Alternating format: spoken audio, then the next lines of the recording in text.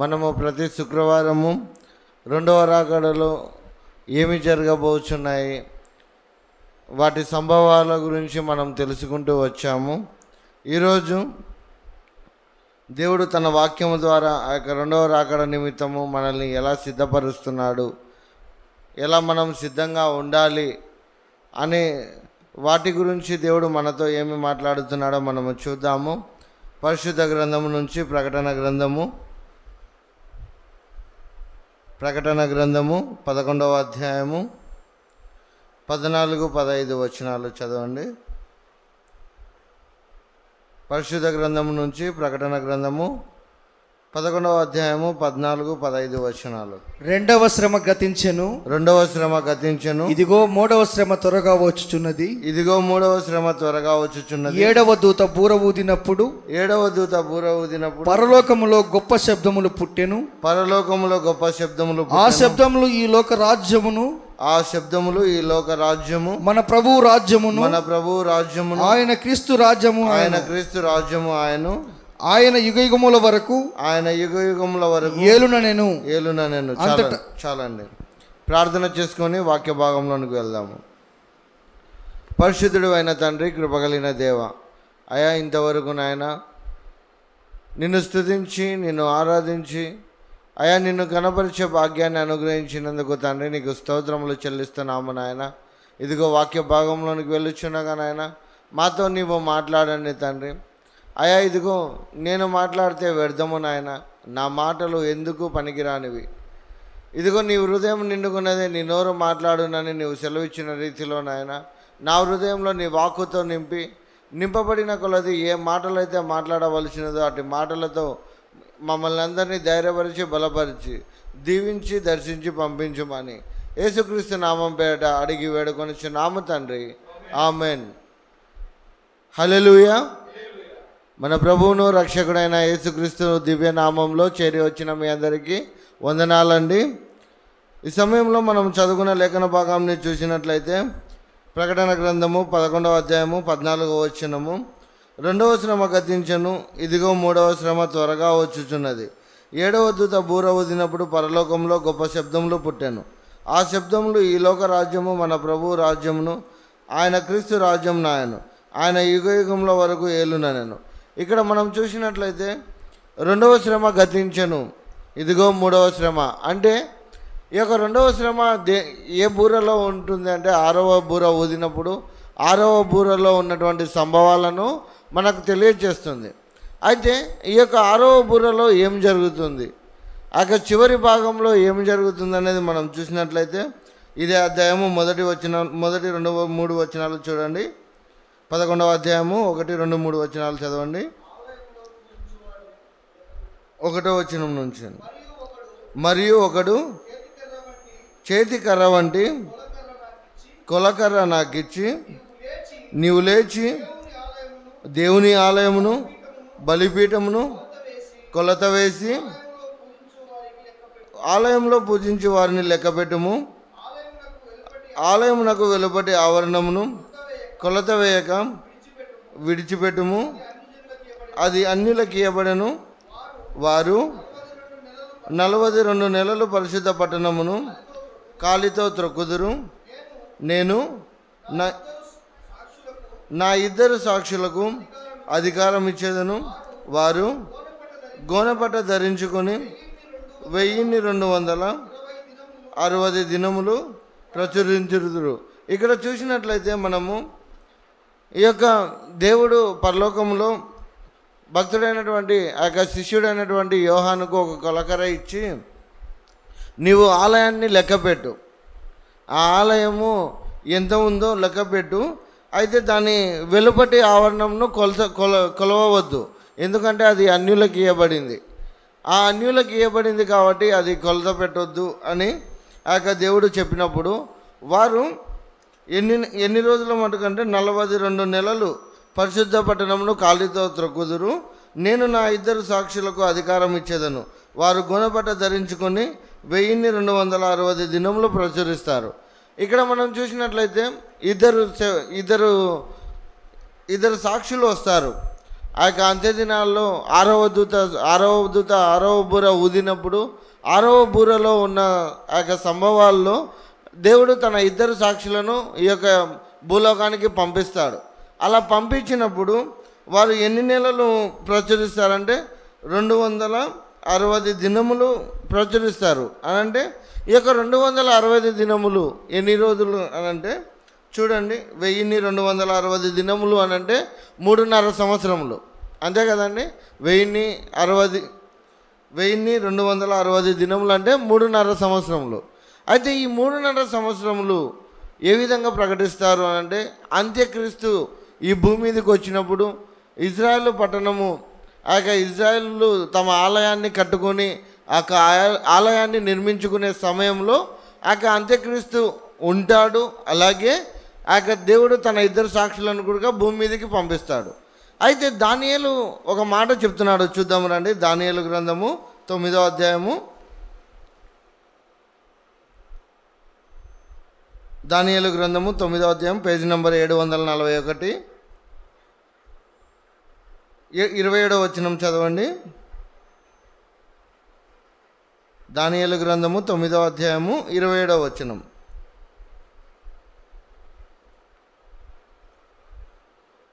అతడు 1 వారమునకు అనేకులను నిబంధన స్థిరపరచును, అర్ధవారమునకు బలి నైవేద్యమును నిలిపివేయును.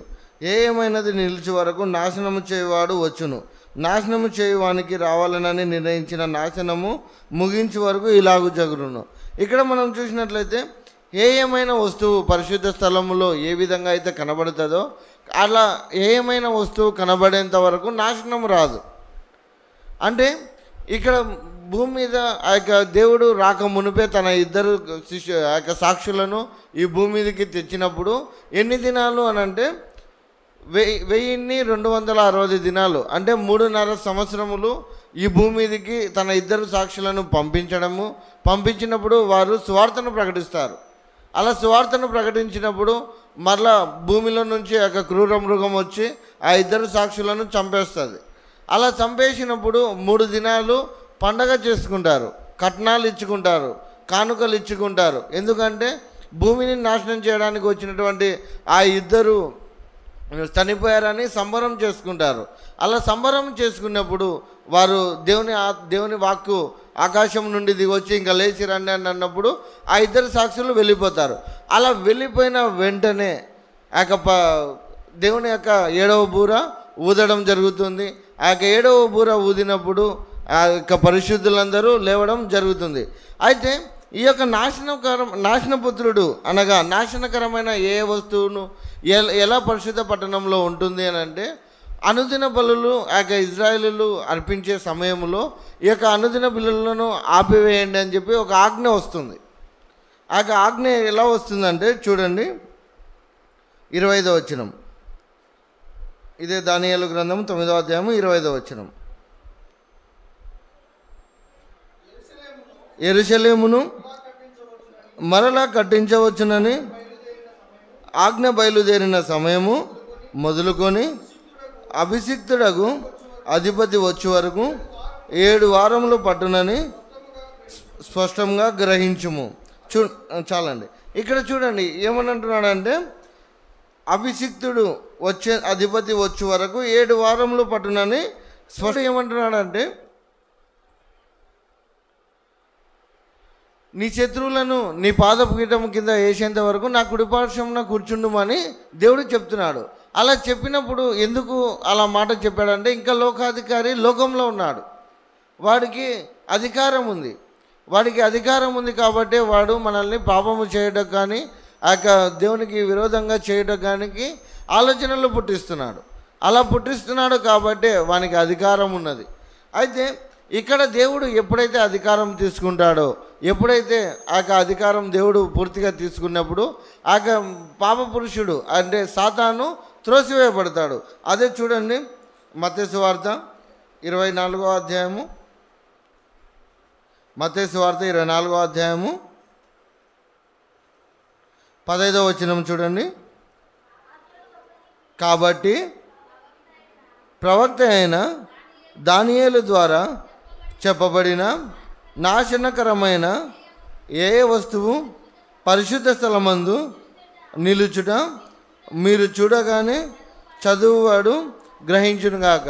అంటే ఇక్కడ చూడండి, దానియేలు చెప్పినట్లుగా నాశనకరమైనటువంటి ఏ వస్తువు పరిశుద్ధ స్థలంలో నిలువబడినప్పుడే మనం గ్రహించుకోవాలి. ఎందుకంటే మొదటి 3.5 సంవత్సరంలో ఒక ఆజ్ఞ బయలుదేరింది. దేని కొరకు? మీరు ఆలయాన్ని కట్టించుకోండి, మీరు ఆలయాన్ని నిర్మించుకోండి, ఆ ఆలయంలో మీరు అనుదిన బలులు ఏర్పాటు చేసుకోండి అని ఆ ఆజ్ఞ బయలు వెళ్ళినప్పుడు వారు ఏం చేస్తారంటే మందిరాన్ని నిర్మిస్తారు. అలా మందిరాన్ని నిర్మించినప్పుడు, మందిరాన్ని ఏర్పరిచినప్పుడు, ఆ అనుదిన బలులు జరుగుతున్నప్పుడు ఏమంటారంటే ఇంకా మీ అనుదిన బలులను ఆపివేయండి, మీరు బలిని అర్పించండు, మీరు బలిని అర్పించొద్దు, నేనే దేవుడనని వెళ్ళి ఇక అపవాది అక్కడ కూర్చుంటాడు. అలా కూర్చున్నప్పుడు మనం గ్రహించుకోవాలంట. ఏమని అంటే నాశనకరమైన ఏ వస్తువు పరిశుద్ధ స్థలమందు నిల్చున్నగా మీరు చూడగానే మీరు గ్రహించుకోవాలి. సాధారణంగా మనం ఏం చేస్తామంటే కడబూర మ్రోగిన దేవుని రాకడ ఎప్పుడు వస్తుందో మనకు తెలియదు కాబట్టి మనం జాగ్రత్తగా ఉండాలని ఎంతోమంది సేవకులు కానీ ఎంతోమంది హెచ్చరిస్తున్నారు. అయితే ఎప్పుడు దేవుని రాకడ వస్తుంది, పర్టికులర్గా ఒక సమయాన్ని ఎప్పుడు నిర్ణయించాడంటే ఎప్పుడైతే ఆ పరిశుద్ధ స్థలంలో నాశనకరమైన ఏ వస్తువు ఎప్పుడైతే కనబడుతుందో అప్పుడే దేవుని రాకడ సంభవిస్తుంది. అదే మనం చదివాం కదా ప్రకటన గ్రంథంలో 11వ అధ్యాయంలో మనం చదివాం కదా 16వ వచనంలో. చదవండి అమ్మ ఒకసారి. అంతటా దేవుని ఎదుట సింహాసనాసీనులకు ఆ 24 పెద్దలు సాష్టాంగపడి దేవునికి నమస్కారము చేసి, వర్తమాన భూత భవిష్యత్ కాలములలో ఉండు దేవుడమైన ప్రభువా, సర్వాధికారి, నీవు నీ మహాబలమును స్వీకరించి ఏలుచున్నావు గనక మేము నీకు కృతజ్ఞతాస్తుతులు చెల్లించుచున్నాము. జనములు కోపగించినందున నీకు కోపం వచ్చెను. మృతులు తీర్పు పొందుటకు నీ దాసులకు ప్రవక్తలను పరిశుద్ధులకును నీ నామమునకు భయపడు వారికి తగిన ఫలం నిచ్చుటకును గొప్పవారేమి కొద్దివారేమి భూమిని నశింపజేయు వారిని నశింపజేయుటకును సమయము వచ్చి ఉన్నదని చెప్పిరి. ఇక్కడ ఎప్పుడు సమయం వస్తుంది అని అంటే ఆ మొదటి 3.5 సంవత్సరాలు గడిచిన తర్వాత 7వ దూత బూర ఊదినప్పుడు దేవుడు ఆకాశం నుండి దిగి వచ్చడం, దేవుడు దిగి వచ్చినప్పుడు మనమందరము లేస్తాం. మనమందరము రెప్పపాటుల్లో లేచి దేవుని దగ్గరికి మనం వెళ్తాము. చూద్దాము రండి. మొదటి కొరింథీయులకు రాసిన పత్రిక 15వ అధ్యాయము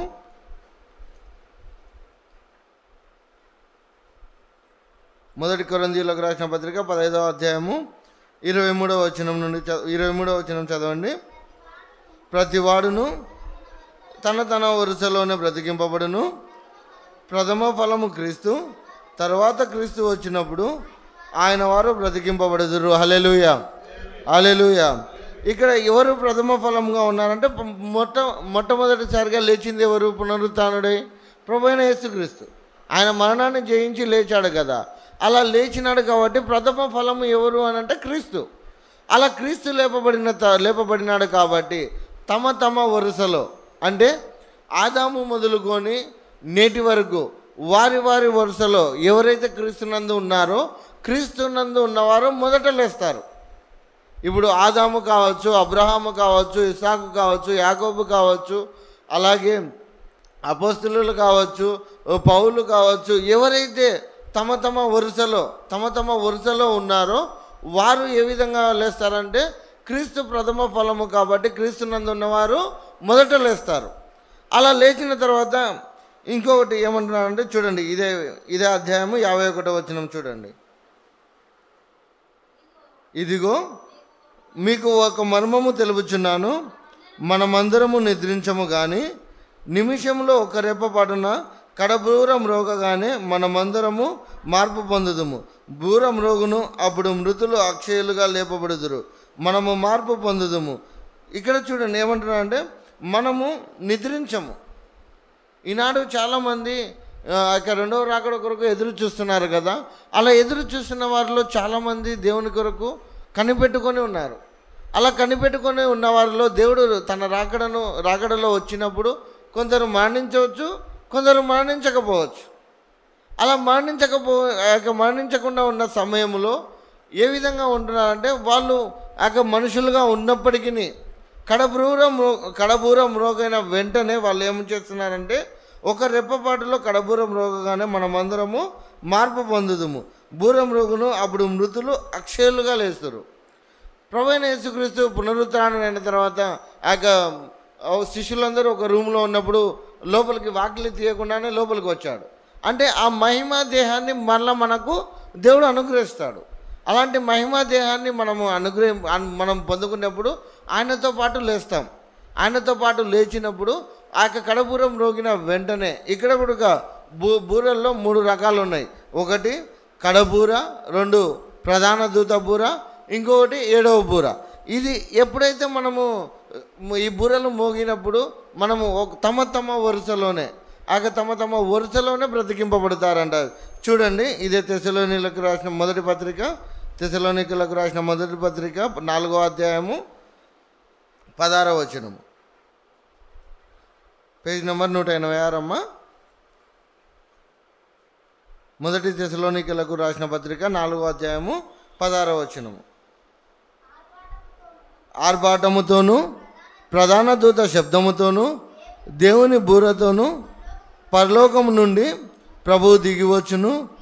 క్రీస్తునందుండి మృతులైన వారు మొదట లేతురు. హల్లెలూయా, హల్లెలూయా. ఇక్కడ చూడండి, దేవుడు ఎలా వస్తున్నాడంటే ఆర్భాటముతోనూ ప్రధాన దూత శబ్దముతోనూ దేవుని బూరతోనూ, అంటే 3 బూరలతో వస్తున్నాడు దేవుడు. ఎక్కడ? పరలోకం నుండి వస్తున్నాడు, మరలా పరదేశం నుండి కాదు. దేవుడు చనిపోయినటువంటి శిలువ వేయబడినప్పుడు నీవు నాతో పరదేశంలో ఉండు అని దొంగతో అంటాడు కదా. కానీ దేవుడు ఈసారి వస్తున్నది ఎక్కడి నుంచి వస్తున్నాడంటే పరదేశంలో నుండి కాదు, పరలోకం నుండి దిగి వస్తున్నాడు. పరలోకం నుండి ప్రభు దిగి వచ్చును. క్రీస్తునందుండి మృతులైన వారు మొదట లేస్తారు. ఇక్కడ ఎవరు లేస్తారంటే క్రీస్తునందు ఎవరైతే మృతులవుతారో అలా మృతులైన వారు ఆర్భాటముతోనూ ప్రధాన దూత శబ్దముతోనూ దేవుని బూరతో ఊదినప్పుడు క్రీస్తునందున్న వారు లేస్తారు. అలా క్రీస్తునందున్న వారు లేచినప్పుడు ఆ మీదట ఎవరు లేస్తారు అనేది చదవండమ్మా. 17వ వచనము.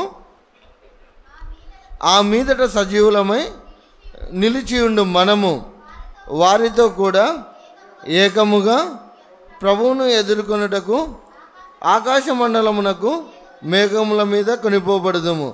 కాగా మనము సదాకాలము ప్రభువుతో కూడా ఉందుము. కాబట్టి మీరు ఈ మాటల చేత ఒకరినొకడు ఆదరించుకున్నాడు. హల్లెలూయా, హల్లెలూయా. ఇక్కడ చూడండి ఏమంటున్నారంటే ఆ మీదట ఎవరైతే తమ వరుసలో క్రీస్తునందు మృతులైన వారు మొదట లేస్తారు, మొదట లేచిన వెంటనే ఆ మీదట సజీవులమై నిలిచిండు మనము సజీవులంగా ఉన్నాము. ఒకవేళ దేవుని రాకడ ఇప్పుడే వచ్చిందనుకోండి, ఈ క్షణమే వచ్చిందంటే మనము దేవుని యందు ఉన్నాము కాబట్టి, క్రీస్తునందు ఉన్నాము కాబట్టి మనం ఎత్తబడతాం. అలా మనం ఎత్తబడటానికి ఎంత సమయం పడుతుందంటే వెంటనే మృతులైన వారు మొదట లేస్తారు, ఆ తర్వాత సజీవులుగా నిలిచి ఉన్న మనము దేవునితో పాటు మధ్య ఆకాశానికి కొనిపోబడతాం. జ్ఞాపకం ఉంచుకోనండి, దేవుని రాకడలో దేవుడు భూమి మీదకి రాడు, ఇది స్పష్టం. ఎందుకంటే ఆయన మధ్యాకాశంలోనే ఉంటాడు కాబట్టి మనము ఎత్తబడతాం. ఇక్కడ మనం అదే చదువుకున్నాం కదా, ఆ మీదట సజీవులమై నిలిచి ఉండు మనము వారితో కూడా ఏకముగా ప్రభువును ఎదుర్కొనుటకు ఆకాశ మండలమునకు మేఘముల మీద కొనిపోబడతాం. మనమే కొనిపోబడతాం ఆకాశం మీదికి. కానీ దేవుడు మాత్రం భూమి మీదికి రాడు. ఎందుకంటే మన లెక్క సంపూర్తి అయినప్పుడు, అన్యజనుల లెక్క సంపూర్తి అయినప్పుడు ఇజ్రాయేలుల రక్షణ ప్రారంభమవుతుంది. అలా ఇజ్రాయేలుల లెక్క రక్షణ ప్రారంభమైనప్పుడు ఇంకా 3.5 సంవత్సరాలు ఈ లోకంలో భూమి మీదనే ఇజ్రాయేలు ప్రజలు నివసించాలి. ఎందుకంటే దానియేలు చెప్పిన ప్రకారము చివరి వారంలో, ఆ 70 వారములలో చివరి వారంలో అంటే మిగిలిన 7 రోజుల్లో మొదటి 3.5 సంవత్సరాలు బలులు జరుగుతాయి. నాశనకరమైనటువంటి ఏ వస్తువు పరిశుద్ధ స్థలంలో నిలిచి ఉన్నప్పుడు మిగిలిన 3 సంవత్సరాలు అపవాది త్రోసివేయబడతాడు. అపవాది పరలోకం నుండి త్రోసివేయబడతాడు. చూద్దాం రండి, ప్రకటన గ్రంథము 12వ అధ్యాయము 7వ వచనం నుండి చదవండమ్మా. అంతటా పరలోకమందు యుద్ధము జరిగెను. మికాయేలును అతని దూతలను ఆ ఘటసర్పముతో యుద్ధము చేయవలనని ఉండగా ఆ ఘటసర్పమును దాని దూతలను యుద్ధము చేసిరి కానీ గెలవలేకపోయిరి గనుక పరలోకమందు వారికి ఇక స్థలము లేకపోయాను. కాగా సర్వలోకమును మోసపుచ్చుచు అపవాదనియు సాతాననియు పేరు గల ఆది సర్పమైన ఆ మహాఘట సర్పము పడద్రోయబడెను. అది భూమి మీద పడద్రోయబడెను. దాని దూతలు దానితో కూడా పడద్రోయబడిరి. ఇక్కడ మనం చూసినట్లయితే దేవుడు ఆ మొదటి 3.5 సంవత్సరాల్లో సంఘము ఎత్తబడింది.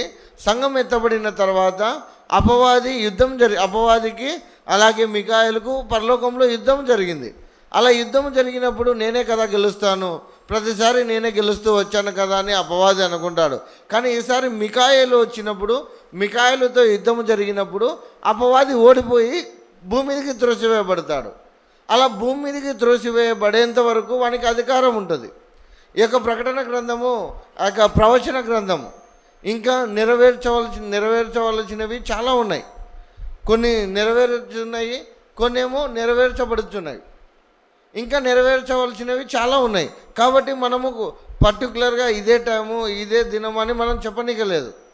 అయితే దేవుడు ఒక సూచన మనకి ఇస్తున్నాడు. ఏమిటి అని అంటే, కడబూర మ్రోగిన వెంటనే, ఎప్పుడైతే మనము కడబూర మ్రోగుతుందో అప్పుడు దేవుని యందున్నవారు, క్రీస్తునందున్నవారు మొదట లేస్తారు.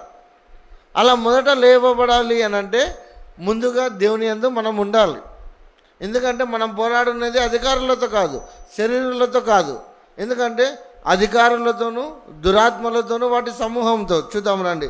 ఎఫెసీయులకు రాసిన పత్రిక 6వ అధ్యాయము 12వ వచనం చదవండమ్మా. Page number 176. ఏలైనగా మనము పోరాడున్నది శరీరులతో కాదు కానీ ప్రధానులతోనూ అధికారులతోనూ ప్రస్తుత అంధకార సంబంధులకు లోకనాథులతో ఆకాశ మండలమందున్న దురాత్మల సమూహములతో పోరాడుచున్నాం. మనం ఎవరితో పోరాడుచున్నాం అంటే, ఇప్పుడు మనము లోకంలోని మనుషులతో పోరాడటలేము. ఎవరితో పోరాడుతున్నామంటే దురాత్మలతోనూ వాటి సమూహములతో మనం పోరాడుచున్నాం. అనుదినము మనం పోరాడుచున్నాం. మనం అనుదినము దేవుని సన్నిధిలో మొరపెడుతున్నాము. అనుదినము దేవుని సన్నిధిలో మనం ప్రార్థన చేస్తున్నాం. వేకువన లేయగానే మనము ప్రార్థన చేస్తున్నాం. ఎందుకంటే ఈ దినమంతా మనం జయము పొందుకోవాలని, ఈ దినమంతా మనము జయ జీవితం పొందుకోవాలని వేకువనే లేచి మనం ప్రార్థన చేస్తాం. అదే అంటారు కదా, ఈ లోకంలోకి వెళ్ళక మునిపే దేవునితో గడపాలి, దేవుని సన్నిధికి వెళ్ళాలి. అందుకే ఆయన ప్రభువైన యేసుక్రీస్తు మొదటి జామునే లేచేవాడు. మొదటి జామున లేచి దేవుని సన్నిధిలో గడిపేవాడు. అలా గడిపినప్పుడు ఆయనకు పరిశుద్ధత, దేవుడు జయ జీవితాన్ని జయించినట్టుగా మనం చూస్తాం. అదే రీతిలో మనము కూడా ఎప్పుడైతే దేవుని సన్నిధిలో మొరపెడతామో, దేవునితో సహవాసం కలిగి ఉంటామో, అప్పుడు మనము ఎవరిని జయించవచ్చు అంటే అపవాదిని జయించవచ్చు. అలా అపవాదిని జయించాలి అని అంటే మనము దేవునితో సత్సంబంధం కలిగి ఉండాలి. అదే అంటున్నాడు కదా, క్రీస్తునందు ఉన్నవారు మొదట లేస్తారు, ఆ తర్వాత సజీవులమై నిల్చుండు మనము లేస్తాము. కాబట్టి మనము లేపబడాలి, మనం క్రీస్తుతో కూడా నిత్యమైన రాజ్యంలోకి వెళ్ళాలి అని అంటే మనం ఏం చేయాలి? దేవునితో సహవాసం కలిగి ఉండాలి, దేవుని సన్నిధిని ప్రేమించాలి, దేవుని సన్నిధిలో మొరపెట్టాలి. ఎందుకంటే ఆయన సన్నిధిలో మనము మొరపెట్టకుండా, ఆయనతో సహవాసం కలిగి ఉండకుండా మనం సాతాను జయించలేం. ఎందుకంటే సాతాను జయించాలి అని అంటే దేవుడిచ్చు సర్వాంగ కవచాన్ని మనం ధరించాలి. అలా ఎప్పుడైతే మనం సర్వాంగ కవచాన్ని ధరిస్తామో అపవాదిని ఎదిరించవచ్చు. అపవాదిని ఎదిరించినప్పుడు దేవుడు అద్భుతమైన రీతిలో మనకు శక్తిని ఇస్తాడు. మన ద్వారా అపవాదిని అణగదొక్కుతాడు. అలా అణగదొక్కినప్పుడు అపవాది ఓడిపోతాడు కనుక మనము జయ జీవితం జీవించడానికి అవకాశం ఉంటుంది. అందుకే అంటాడు కదా, ప్రకటన గ్రంథంలో మొదటి 2 అధ్యాయాల్లో జయించిన వానికి జీవకిరీటం ఇస్తాను, జయించిన వానికి మన్నాను తినే అవకాశం ఇస్తానని ఎందుకు చెప్తున్నానంటే, మనం అపవాదిని జయించాము కాబట్టి, అపవాదిని జయించి దేవుని పాదంలో కింద వేశాము కాబట్టి మనకు దేవుడు కిరీటాన్ని మనకు అనుగ్రహిస్తున్నాడు. అలాంటి దేవుడు ఇచ్చినటువంటి ధన్యతను బట్టి కావచ్చు, దేవుడు ఇచ్చినటువంటి సర్వాంగ కవచాన్ని మనం ఏ విధంగా ఉపయోగించాలి? ఎందుకంటే బూర మ్రోగిన వెంటనే మనము ఎత్తబడతాం. అలా ఎత్తబడినప్పుడు దేవుడు మనకు కొన్ని బహుమానాలు ఇస్తున్నాడు. చూడండి, ప్రకటన గ్రంథము ఏమేమి బహుమానాలు ఇస్తున్నాడో చూద్దాము రండి. ప్రకటన గ్రంథము 11వ అధ్యాయము 18వ వచనము. జనములు కోపగించినందున నీకు కోపం వచ్చెను, మృతులు తీర్పు పొందుటకును నీ దాసులకు ప్రవక్తలకును పరిశుద్ధులకును నీ నామమునకు భయపడు వారికి తగిన ఫలమునిచ్చుటకును గొప్పవారేమి కొద్దివారేమి భూమిని నశింపజేయ వారిని నశింపజేయుటకును సమయము వచ్చినదని చెప్పిరి. ఇక్కడ ఏమంటున్నారంటే నీ దాసులకు ప్రవక్తలకును పరిశుద్ధులకును నీ నామమునకు భయపడు వారందరికీ.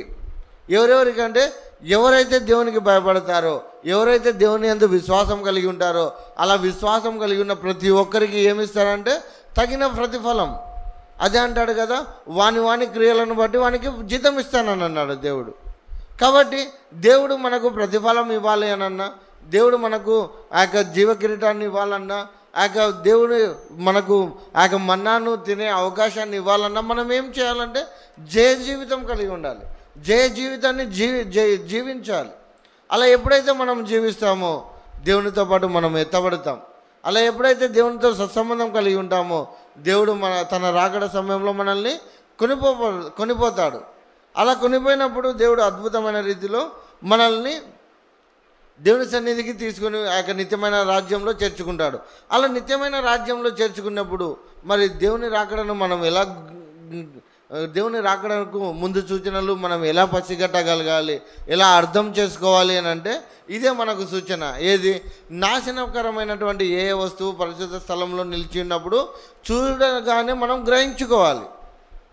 ఎందుకంటే ఆ యొక్క మొదటి 3.5 సంవత్సరములలో ఆ యొక్క పరిశుద్ధ పట్టణము, ఆ యొక్క పరిశుద్ధ మందిరము, ఆలయము కట్టడానికి ఆజ్ఞ బయలుదేరిన రోజు నుంచి మనం జ్ఞాపకం చేసుకోవాల్సింది ఏమిటంటే మనకు మిగిలి ఉన్నది 3.5 సంవత్సరాలే. ఆ పరిశుద్ధ పట్టణము నిర్మించిన రోజు నుంచి కరెక్ట్గా 3.5 సంవత్సరాలు. 3.5 సంవత్సరాల్లో మనం ఎత్తబడతాం. మనకు అవకాశం ఉంటుంది. అలా అవకాశం ఉన్నప్పుడు మనం వినియోగించుకున్నప్పుడే మనం ఎత్తబడతాము, మనము దేవుని సన్నిధికి వెళుతాం. అది మనం ఎలా గ్రహించుకోవాలంటే చూడండి, 2 తెస్సలోనికీయులకు రాసిన పత్రిక 2 తెస్సలోనికీయులకు రాసిన పత్రిక 2వ అధ్యాయము 3వ వచనం.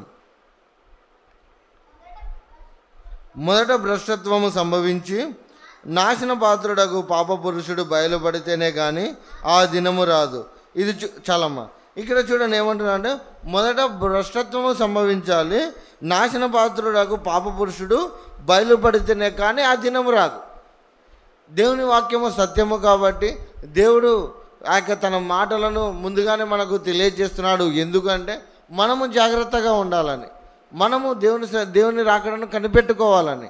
అంటే ఎప్పుడైతే ఆ యొక్క నాశన పాత్రుడకు పాప పురుషుడు ఎప్పుడైతే పరిశుద్ధ పట్టణంలో ఆ యొక్క పరిశుద్ధ స్థలంలో కనబడతాడో, కనబడినప్పుడు మనము గ్రహించుకోవాల్సింది ఏంటంటే ఇంకా దేవుని రాకడ వస్తుంది, దేవుని రాకడ ఇప్పుడు అప్పుడు అన్నట్లు ఉంది అనేది మనం గ్రహించుకోవాలి. ఈనాడు చూడండి, ఇజ్రాయేలు ఆ యొక్క యుద్ధంలో ఎంతగానో పోరాడుతున్నాడు. ఆ యొక్క పాలస్తీనాతో యుద్ధం జరుగుతుంది కదా. ఆ యొక్క యుద్ధంలో ఒకవేళ ఆ యొక్క 10 దేశాలు ఆ యొక్క దశరాజ్య కూటమి కనుక ఒకటే అయినారనుకోండి, ఇజ్రాయేలు ఓడిపోతారు.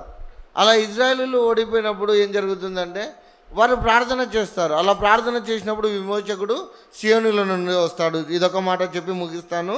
రోమీలకు రాసిన